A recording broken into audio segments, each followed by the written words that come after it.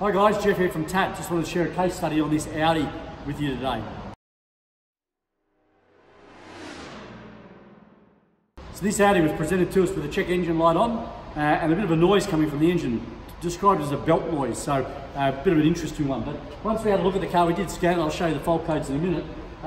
We were able to ascertain it was going to be an air leak type of issue, and I'll show you those fault codes in a minute. But visual inspection on the vehicle. First up, we did a smoke test. So we smoke tested it via our MAP sensor, our manifold absolute pressure sensor here, and we also smoke tested it via our mass airflow sensor, which is down here. Both were negative. We didn't find any air leaks in that regard. With the car running, also when we took the dipstick plug out, we could measure excessive vacuum in the actual crankshaft. So it was indicating some vacuum leak or air leak via that PCV valve, which is interesting. But the fault codes, if we just come over to the scan tool here, when we scan the vehicle, we end up with 4 fault codes here in engine management, both two relating to the throttle position correlation with the manifold absolute pressure and mass airflow, as well as a boost control sensor range performance, and the key one is the air intake system air leak. If we scroll down, we also see we did a full system scan.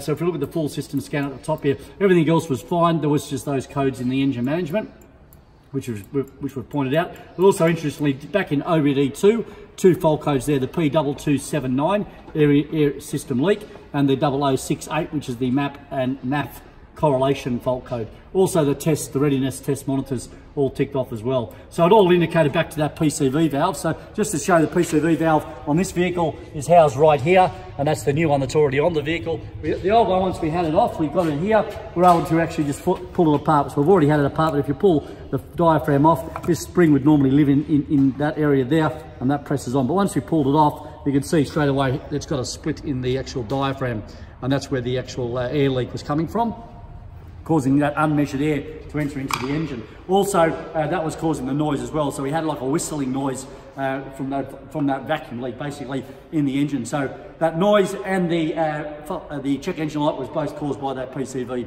Hope that helps you out.